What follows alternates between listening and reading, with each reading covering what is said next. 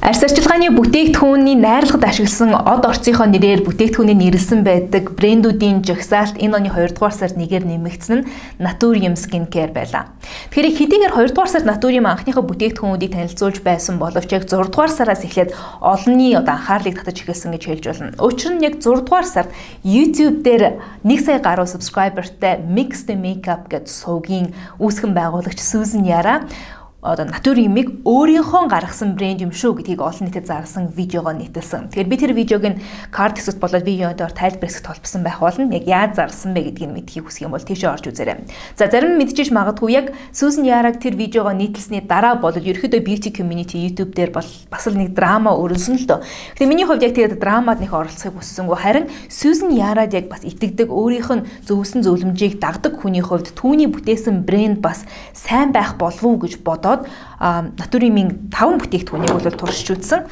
Үзсний хувьд бол ийм байна. Тэгэхээр энэ удаад яг Susan Yara өөрийнхөө арьс арчилгаанд хэрвээ хөрөнгө оруулахар шийдсэн бол хамгийн түрүүнд серумдээ яг хөрөнгө оруулах нь зөв шүү гэж зөвлөдгийн дагуу би яг Naturium-ийн анхыг гаргаж байсан 5 өөр серумыг бүгдийг нь хамгийн сүүлийн хэдэн сарын турш туршиж үзээд төрсэн сэтгэлээ энэ удаагийн видеоор та нартай хуваалцаж байна. Анх яг энэ видеоны санаа надад төрөөд яг судалгаагаа хийж ашиглаж туршиж эхэлснээс хойш бол би тэр үед бол яг Naturium-ийн бүх серумыг туршиж үзлээ гэсэн агуулгатай видео нийтлэх байх гэж бодож байсан ч гэсэндээ тэрнээс хойш сар болгон шахав Naturium шинээр бүтээгдэхүүн танилцуулаад байсан учраас би бас яг гүйцэж бүгдийг хэрэгжилж амжихгүй байна л да. Тэгэхээр яг бусад тэр эссенц, гуйжуулагч хүчил гэх мэт айгүй олон бүтээгдэхүүнүүд байдаг. Тэдгээрийн та нарт дэлгэрэнгүйг нь видеодоор холбож өгсөн Naturium-ийн вебсайтаас орж үзвэл илүү дээр байх. Харин энэ удаагийн видеогоор би яг өөрийн ашиглаж үзсэн 5 өөр янзын серумынхаа сэтгэлийг та нартай хуваалцаж байна. За Naturium-ийн хамгийн энгийн серумүүдээс эхлэе. Энэ бол Quadruple Hyaluronic Acid Serum 5%. Найрлагынхаа 5% нь бол гиалураны хүчил багтаасны дээр quadruple буюу 4 өөр масстай гиалураны хүчлийн молекулуудыг агуулсан гэсэн. Өмнө нь би яг ийм 3 өөр төвшний 3 өөр масстай гиалураны хүчилтэй бүтээгдэхүүнийг ашиглаж исэн болохоос биш ийм 4 өөр төвшнийхийг бол үзэж байгаагүй. Naturium-ийн вебсайт дээр өгүүлснээр бол энэ дотор very low буюу маш бага, low бага, medium дунд, high буюу өндөр гэсэн молекулын масстай гиалураны хүчлийн 4 төрлийг бол энэ төр багтаасан юм байлаа. Өөрөөр хэлбэл арьсны 4 өөр төвшөнд хүрч арьсыг чийгшүүлж усалж өгнө гэсэн. Хэрвээ та нар гиалураны хүчийн талаар мэдэхгүй бол би тусад нь бас энэ талаар видео хийжсэнийг карт болоод видеодоор тайлбарсад холбоод өгчихье. Товчхондоо бол гиалураны хүчил арьсыг яг услах зориулалттай орцуудын нэг гиалураны хүчил глицерин зэрэг орцууд байдаг. Өөрийнхөө масснаас 1000 дахин их хэмжээний усыг өөрлөгөө татдаг учраас гиалураны хүчил хүрсэн газарт бол ус бол айгүйх очиж байдаг. Тэгэхээр гиалураны хүчил хэрэглэсний дараах үед бол арьсыг гэдэг тийм гоё усаар баяжуулж юм булцгаар булбраа гэдэг штэ. Тийм арьстай болох нөлөөг бол үзүүлж байдаг. Тэгэхээр яг энэ бүтээгдэхүүний сэтгэлийн хувьд надад яг тийм 4 өөр төвшний гиалураны хүчил ашигласан нь бол яг харахгүй арьсан дээр мэдэгдэжсэн. Яг илүү их чийгшлийг өгж, илүү усалж байгаа мэдрэмжийг бол өгж исэн. Гэхдээ би энийг яг арьс арчилгааныхаа орой ч юм уу эсвэл өглөөний арьс арчилгааныхаа гол серум болгож ашиглахгүй. Яриа урдж бэлдэц болгож өгөх зорилгоор ашиглан гэх юм уу. Эссенцийн араас хэрэглээд энэнийхээ араас дахиад илүү идэвхтэй орцтой серумыг ашиглах замаар бол хэрэгжилж байсан. Тэгэхээр тийм үед бол аюу гой бас ийм суур чийгшлийг бол ялангуяа өгч илээ. Ялангуяа араасны хит өндөр витамин А ч юм уу эсвэл ретинол ашиглах гэж байгаа бол гиалураны хүчилтэй байвал аюу эвтээх юм байлаа. Тэгэхээр хэрэв анх удаага гиалураны хүчил ашиглаж үзэх гэж байгаа бол магадгүй Naturium Quadruple Hyaluronic Acid Serum 5-ыг бас туршаад үзхийг зөвлөе. Миний хувьд яг энийг нэг удаа ингээд яг бүтэн саваар нь ашиглаад үзсэн учраас би бол энийг дахиж худалдаж аавна гэж бол бодохгүй байна. Би өөрөө. Яагаад гэвэл яг энэ бүтээгдэхүүний зорилгыг бол орлох боломжтой өөр бүтээгдэхүүнүүд байдаг учраас тэдгээрийг туршиж үзэх зорилгоор бол магадгүй нэг давхцуулж дахиж авахгүй байх. Гэхдээ энэ нь бол муу бүтээгдэхүүн гэсэн үг биш.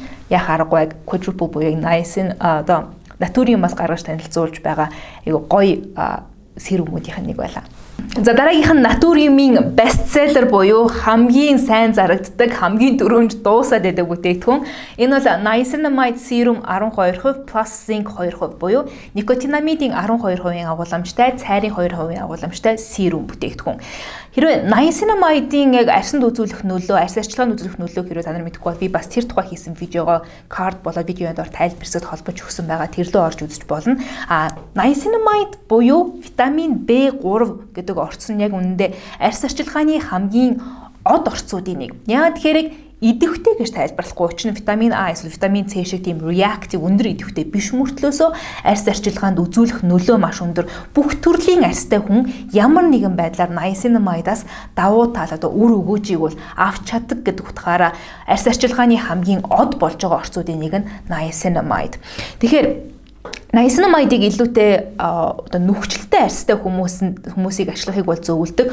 Ерөөсөө арсны нүс хөвийг бол бөгөлдөггүй учраас нүхчлэлтийн эсрэг ашиглах, нүхчлэлтийг арилгах, ингэж бүдгрүүлэх зорилгоор бол ашиглаж болно гэж үздэг. Нэмээд ийм арсны тоон ингэж жоохон алагшсан, цоохорцсон ч юм уу те texture гэж нэрлэдэг л дээ жоохон ийм арзааж ирээд байгаа арсыг бол энэ гөлгөр, гөлтгөр ийм толгор болох зорилгоор бол niacinamide ашиглахыг бол зөвлөдөг. Миний хувьд өмнө нь яг niacinamide-тэй бүтээгдэхүүнийг ашиглаж исэн боловч хизээч яг юм 12% буюу нэлээд өндөр агуулмжтай бүтээгдэхүүнийг бол ашиглаж байгаагүй. Яг энэтэй шууд харьцуулах боломжтой өөр нэг бүтээгдэхүүн нь The Ordinary-гийн бас яг niacinamide serum байдаг л да. Хэрвээ би буруу санаагүй бол тэднийх 5% найрлагатай байдаг санагдаж байна. Яг Ordinary болоод натуриумын энэ хоёр бүтээгдэхүүнүүдийг шууд мөргөлдүүлээд аль нь дээрвэ гэж шалгаад үзэх юм бол би шууд натуриумыг гэж хэлнэ. Учир нь нөгөө бүтээгдэхүүнийг түрхсийн дараа арснаар олигтоос шингэж өгөхгүй хуурч унаад араас нь түрхсэн бүтээгдэхүүнээ шингээхгүй байгаад байх эрсдэлтэй байгаад байсан учраас ашиглахад айгүй төвөгтэй байсан. Харин натуриумын хувьд бол миний хувьд надад хамгийн таалагдсан бүтээгдэхүүнийх нэг. Яагаад натуриум дээрээс бестселлер болоод байгаа вэ гэдэг нь үнэхээр одоо эргэлзээгүй ойлгомжтой юм бэлээ. Арсан дээр ингээд түрхэж үзэхэд айгу тийм silky буюу тийм торгомсог мэдрэмжийг бол өгдөг. Нэмээд араас нь арсны нүс сүвийг ингэж бөглөөд байгаа ч юм уу нэмэлт тийм хальс үүсгээд байгаа мэдрэмжийг өрөөсөө өгдөггүй учраас араас нь өөр юм layering буюу дараа дараагийн шатны бүтээгдэхүүнийг хэрэглэхэд айгүй эвтэйхэн болгож өгч үлээ. Нэмээд яг миний арсныг тийм цаанаасаа нэг тийм туяарсан тийм нэг гэгээ орсон шинж төрхтэй болоод байгааг би бол яг niacinamide ашигласны үр дүн гэж бол харж байгаа. Нэмээд энэ дотор зөвхөн niacinamide орж байгаа биш, цайр, нэмээд гиалуроны хүчил витамин Е агуулсан учраас бас илүү нэмэлт арсны хэрэгтэй зүйлсүүд айгүй олноороо байгаа гэсэн үг. Niacinamide-ийн нэг гоё зүйл нь ямар ч өөр идэвхтэй орцтой харшлаад байдаггүй учраас layering буюу өөр бүтээгдэхүүнүүд давхарлаж хэрэглэхэд ямар нэгэн сөрөг нөлөө үзүүлдэггүйгээр бол давуу талтай. Тийм хит өндөр идэвхтэй орц биш учраас. Тэгэхээр заавал натуриумынхч бай, өөр брендийнх ч ер нь арс арчилгаандаа бол niacinamide-ийг ямар нэгэн байдлаар нэвтрүүлж үзхийг бол зөвлөж байна. Гэхдээ хэрвээ нэвтрүүлэх гэж байгаа бүтээгдэхүүн чинь натуриумын хэрэг niacinamide байх юм бол ямар та нар алдахгүй. Надад бол айгүй гоё санагдаж байгаа. Subway Life бодлын хувьд бол энэ дурд чи юм памптай буюу юм давчтай ирдэг. Түрүүнд байсан одоо quadruple hyaluronic acid болохоор анх бол гарахтаа ийм dropper буюу ийм дусаа гуртай байсан бол одоо бол эдний бүх серумууд энэ шиг памптай болж эхэлсэн. Би нөгөө dropperтай байх үед нь авч ирсэн учраас ийм байгаа шүү. Тэгэхээр одоо энэ видеон дээр дурдах бүх бүтээгдэхүүн бүгдээрээ одоо худалдаж авахд бол бүгдээр ийм памптай ирж байгаа. Vitamin C complex serum буюу хуучнаар Vitamin C serum 22%. Анх яг шууд Vitamin C 22% гэдэг нэрээрээ гарахтаа хүмүүсийн одоо хүмүүст өгсөн буруу ойлголтны үгээр шууд 22%-ийн аскорбины хүчний найруулгатай юм байна гэсэн одоо ойлголт өгөөдөөс учраас нэрийг нь Vitamin C complex serum гэж комплекс болгож өөрчилсөн юм байлээ. Өөрөөр хэлбэл зөвхөн витамин C-ийн хамгийн цэвэр хувилбар буюу аскорбины хүчлэлээс гадна ascorbyl phosphate тэргүүтээ бусад одоо деривативуудыг багтааж өгсөн. Тэгээд тийм комплекс буюу олон янзын витамин C багтаад нийлээд бүтээгдэхүүний 22%-ийг бол витамин C бол бүрдүүлж байгаа юм байлээ. Тэгэхээр ер нь витамин C-ийн гол арс арчилгаанд үзүүлдэг нөлөөнүүдийн талаар би бас тусна видео хийж ирснийг карт хэсэгт болоод видеонд ор тайлбарсад холбож өгсөн байгаа шүү. Тэгэхээр витамин C-г бол яг өглөөний арс арчилгаанд хэрэглүүл хамгийн тохиромжтой бүтээгдэхүүн гэж үздэг. Өндөр одоо идэвхтэй антиоксидант учраас арсны одоо энэ юу гэдэг вэ? сэвх нөсөө толбыг бол арилгах зориулалтай. Ер нь өнгө хувирсан, меланин төвлөрсөн ийм нөгөө алгадал цоохор болсон тохиолдолд бол гэрийн нөхцөлд сэвх нөсөө толбыг бол арилгахад витамин С-г бол ашиглахыг бол зөвлөдөг. Тэгэхээр витамин С-г өглөөний арьс арчилгаанд ашиглах юм бол араас нь хэрвээ нарны хитяган туянаас хамгаалах хэрэглэж өгөх юм бол аль аль нь бие биенийхээ одоо нөлөөг улам бүр дэмжиж арьсыг гой цайруулж ерөнхийдөө одоо нүүрний complexion буюу юм өнгө төрхийг сэргээн цайруулж одоо арьсны өнгийг сэргээх үйлчилгээг бол үзүүлж байдаг.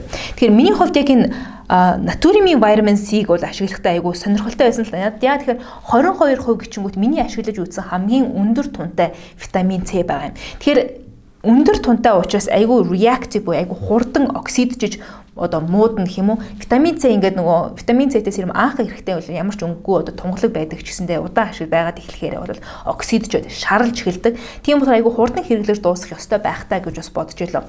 Тэгээ анх яг шууд задлаад онгойлгоод үтсэн чинь цаанаас ийм шаргал ийм алтлаг шаргал дүү өнгөтэй байсан байхгүй. Одоо болтол өнгө нь бол өөрчлөгдөөгүй. Би тэгээд яг анх задлчаад жоохон оксидчтэй гэж бодоод өнгөрсөн чинь яг үнэндээ энэ нь нөгөө витамин С-ийнх нь оксидчсан байдал нь биш харин эсрэгээрээ энэ дотор ашигласан алтны ийм шар өнгө юм байлээ.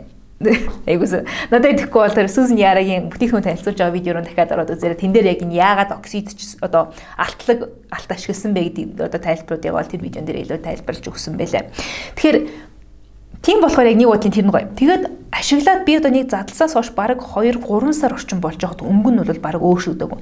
Энэ яагаад өөрчлөгдөөгүй? Яагаад ингэж удаан хугацаанд хадгалж зүгээр байж болоод байгаа вэ гэдгийг яг энэ натуримын серумнууд дээр ашиглаж байгаа нэг технологитой холбож ойлгож болох байх л та. Тэр нь encapsulation буюу ингээд юм жижиг молекул болгоны жижиг юм капсулуудад шингээсэн учраас одоо хүрээлэн буй орчинтой реакцид орж ингэж урвалд орох нь арай удаан юм байна гэсэн үг. Нэмээд тэр encapsulation-ы гол нэг давуу тал нь арьсанд ингээд түрхсний дараа шууд нөгөө өөрчлөж эхлэхгүй юм.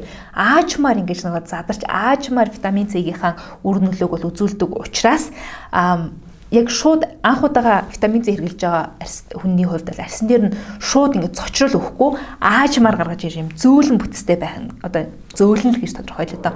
Тийм байх учраас надад тэр нэг таалагдсан. Хэдий витамин С-ийн 22% найрлагатай ч гэсэндээ энэ encapsulation гэдэг технологи нь бүтээгдэхүүнийг ямар ч арьстай хүнд тийм арьс арчилгааны далаар тийм өргөн мэдлэггүй хүмүүс ч гэсэндээ эвтэйхэн ашиглах боломжийг бол өгч байгаа юм байна да гэж бодсон. Миний хувьд яг өглөөний арьс арчилгаанд яг niacinamide-ийн араас яг өмнө танилцуулж энэний араас витамин С-ийг бол ашиглаж байсан. Зарим хүмүүс надад асуух бах. Niacinamide витамин С 2-ыг нэг одоо рутин дээр арьс арчилгааны нэг дэглэм дээр өглөөдөө ч юм оройдоо зэрэгцүүлэн ашиглаж болдгийм үү? Нэг хэсэг бол болохгүй гэсэн одоо school of thought тийм зөвлөмжүүд бол явдаг байсан л та. Одоо бол яг технологи сайжрахын хэрээр цаашаа судалгаа шинжилгээнд хийгдэхин хэрээр энэ хоёрыг бол нэг дэглэмдэр бол ашиглахад асуудалгүй. Ерөөсөө харин ч бие биенийг бас дэмжин зүгээр гэсэн мэдээллийг бол өгж илээ. Ялангуяа натуримын вебсайт дээр бас яг бүр яг энэ хоёрыг араас нь лейер хийж болно шүү гэдэг мэдээллийг бол өгсөн байсан дараа бол би үгүйс ашиглаж эхэлсэн л дээ. Тэгэхээр энэ дээр яг vitamin C-ийн одоо 22% комплексээс гадна за hyaluronic acid мөн витамин Е агуулсан. Витамин Е, витамин С 2 бие биенийг айгу сайн дэмждэг хооронд айгу сайн найз бүтээгдэхүүнүүд. Тэгэхээр миний хувьд яг энэ миний хэрэглэж байсан хамгийн тийм тухтай витамин С. Өөрөөсөө тийм нөгөө гялгар одоо тийм торгомсог тиймэрхүү серум гел шиг маягийн бүтэстэй учраас арьснаар ингээд төрөхөд тийм ийш тийш ингээд урсаад байхгүй хитрхээ реакцлаад байхгүй тэрүүгээр айгу эвтэйхэн витамин С шиг надад санагдсан. Тэгэхээр витамин С-ийн бас нэг гоё юм нь яг арьсан доторх коллагены үйлдвэрлэлийг дэмжиж зогсохгүй хүрээлэн буй орчны одоо бохирдлоос хамгаалах одоо анти радикал гэх юм уу нөгөө free radicals гэж нэрлэдэг тэдний эсрэг тэмцдэг учраас витамин С-ийг би өглөөний арьс арчилгаан дээр бол заавал багтааж ашиглаад байгаа юм. Өглөөний арьс арчилгааны одоо дэглэмийнхаа тухай би видеонээр тусна нийтэлжсэн яга видеоны дээр карт болоод видеонд ор тайлбарлах бас холбочих. Тэрэн дээр бас яг энийг яг хэрэглээд явж байгаа үед ямар байсан бэ гэдэг сэтгэлээ бас хуваалцажсэн. Тэгэхээр vitamin C натуримынх бол recommended. Саббагла бодлын хувьд бас анх бол би яг юм дроппертай байхад нь дээрээс нь бүр нэр нь хуучнараа байхад нь авч ирсэн vitamin C serum 22% гэдэг. Одоо бол түрүүний niacinamide-ийн памптай тэгээ нэр нь vitamin C complex serum гэж нэр нь өөрчлөгдсөн байгаа шүү. Дөрөвдүгээр натурын брендийн үүсгэн байгуулагч Сүүзэн Ярагийн хамгийн дуртай орцуудын нэг болох ретинол агуулсан серум. Тэгэхээр энэ бол retinol complex serum. Яг одоо шинжсэн савлгаагаар бол ийм памптай тэгээ retinol complex serum болцсон байгаа. Өмнө нь бол бас яг ийм dropperтэй тэгээд retinol serum 2.5 гэдэг нэртэй бол гарч ирсэн. Одоо бол ингээд эргээд комплекс руу орсон байгаа гэсэн үг. Тэгэхээр 2.5% гэдэг нэр нь бол бас яхаггүй хүмүүсийг төрөгдүүлж исэн учраас retinol complex serum болгосон юм байлаа. Учир нь анх яг ретинол ашиглаж үзэж байгаа хүмүүсийн хувьд шууд ретинол гэдэг нэртэй ретиноидын 2.5% агууламж бол асар өндөр. Энэ бол яг ретинолоос гадна бусад өөр деривативууд нэмээд бакучиолыг бол багтаасан хэмжээ нь бол нийтдээ 2.5% байсан юм байлээ. Тийм болохоор дараа нь retinol complex serum болгож өөрчилсөн. Би яг ретиноидууд болоод ер нь витамин А-гийн тухай арьс арчилгааны үзүүлэх нөлөөний тухай видеог бас тусна би хийснийг карт хэсэгт болоод видеоноор тайлбар хэсэгт мөн холбож өгсөн байгаа шүү. Тэрэн дээр бас ретинол, бакучиол, ретиноидууд болоод бусад ретинон зэргийн ялгааг бол олж мэдээрэй. Тэгэхээр яг энэ retinol complex serum-ийн хувьд л ретинол нэмэх нь бакучиол нэмэх нь витамин Е. Ер нь эдний бүх серумууд дээр дандаа витамин Е агуулсан байгаа ч гэсэн үндсэн од орсон нь бол биш. Тэгэхээр retinol complex serum. За миний яг хэрэглэснээр бол retinol serum 2.5 бол миний яг өөрийн арьс арчилгаанд нэвтрүүлсэн хамгийн анхны ретиноид байсан. Тийм болохоор нэлээд их болгоомжтой хандсан л да. Нэмээд 2.5% гэсэн байнгут би спичтэй анх ретинолийн 2.5% юм байна гэж нэлээд жоохон айж эмээсэн байдалтай байсан гэсэн. Яг үүндээ эцсийн үр дүн бол хамгийн гоё байсан гэж хэлж болно. Анх удаа ретинол ашиглаж исэн болооч тэр юм уу яг үр дүн нь шууд тэр утгаараа гарч эхлэегүй ч гэсэндээ сарын дараанаас эхлээд шууд арьсан дээр бол мэдрэгдэж эхэлсэн. Эхлээд анх удаага хэрглэж үзэхдээ би бол зөвхөн оройн арьс арчилгаанд бол 7 хоногт 3 удаа бол нэвтрүүлж гисэн л да. Ер нь бол 7 хоногт 1 удаа дараа нь 2 дараа нь 3 гэж бол нэвтрүүлдэг юм байлээ. Би одоо бол ретинолыг оройн арьс арчилгааныхаа үеэр одоо өдөр болгон шахав хэргэлдэг. Оройн арьс арчилгааны видеогоо ч гэсэндээ бас видеоны дээр тайлбарс болоод видеоноор одоо видеоны дээр карт хэсэгт видеоноор тайлбарс бол холбоод өгч. Тэр үеэр би бас энийг бол ашиглаж байсан. Хөгшрөлтийн эсрэг ашиглах одоо хамгийн алтан стандарт болсон орц гэж бол нэрлэдэг л дээ. Яг яа тэгэхээр ийм арьсны өнгийг сэргээж хялгасан үрчлээ болоод ер нь үрчлээ харагдцыг нь бол бууруулж өгдөг учраас ретинолыг бол ерөнхийдөө нэг 25-аас хойш магадгүй 30 наснаас хойш үл арьс арчилгаанд бол заавал нэвтрүүлээд эхэлчихэд айгүй эвтэйхэн идэвхтэй орц гэж бол үнддэг. Нэмээд яг арьсны тэнцвэргүй одоо юм жоохон алагшсан, цоохорцсон, магадгүй текстуртэй арьсыг бол ингэж гөллөж өгдөг орц учраас айгүй тэр наснд бол ашиглахыг зөвлөдөг. Бид өнгөж 16 хүрсэн хүнд бол бас шууд утгаараа ретинол ашиглаарай гэж бол зөвлөхгүй ба. Гэхдээ магадгүй 30 дөхөд ирж байгаа ч юм уу яг юм anti-aging гэдэг хөгшрөлтийн эсрэг бүтээгдэхүүнүүдийг ашиглахаар сонирхож байгаа хүмүүс байгаа бол би ретинолыг бол сонирхож үзээрэй гэж зөвлөмөр. Нэг ялангуяа Naturium-ийн ретинолын комплекс серум бол надад хамгийн таалагдсан. Энийг ашиглаж дуусчихвал би дахиад дараагийнхаа авснаас харахад би бол энэ ретинолыг бол дахин худалдаж авсан хэвээрээ байна гэдэг нь бол гарцаагүй. Хэдийгээр би гиалуроны өвшин дахиж авахгүй байж магадгүй гэсэн дээр ретинолыг нь бол дахиж аавна. 89 гэсэндээ дахиж авсан хэвээр байгаа байх болно гэж бодож байна. Тэгэхээр ретинол ашиглаж ихэсээс хойш яг энэ нөгөө арьсан дээр илэрчээсэн нөгөө хөгшрөлтийн шинж тэмдэг яг надад бас арилж эхэлсэн. Би яагаад гинэт яг ретинолыг огцом сонирхоод ашиглаж эхлэх болсон бэ гэхээр яг миний нүд орчмын энэ хавийн нөгөө хялгасан үрчлээнүүд ерөөхдөө харагдаж эхэлсэн л дээ.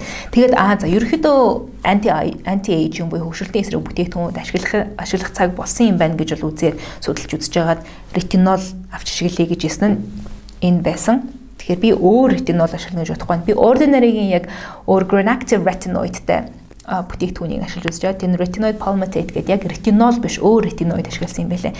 Тэрнтэй асуудал үзэхэд энэнийх бол хамаагүй elegant буюу тийм гоё торгомсог гоё зөөлөн хэрэглэхэд айгүй эвтэйхэн тийм ашиглахад төвөгтэй биш ретиноид байсан учраас надад бол энэ таалагдж байгаа. Тэгэхээр хэрвээ Naturium-ийн бүтээгдэхүүнүүд дундаас яг аль нь хамгийн одоо өндөр үр дүнтэй бүтээгдэхүүн бэ, өндөр үр дүнтэй серум бэ гэж надаас асуух юм бол би л retinol complex serum гэж хэлнэ. Хамгийн өргөн хүрээний за энийг би дараа нь ярив. Зөвхөн ретинолтой холбоотой хэсгийг өгчөөд ретинолыг гэж хэлнэ. Тэгэхээр recommended хэрэг сонирхож байгаа бол эргэлцэхгүй аваарай.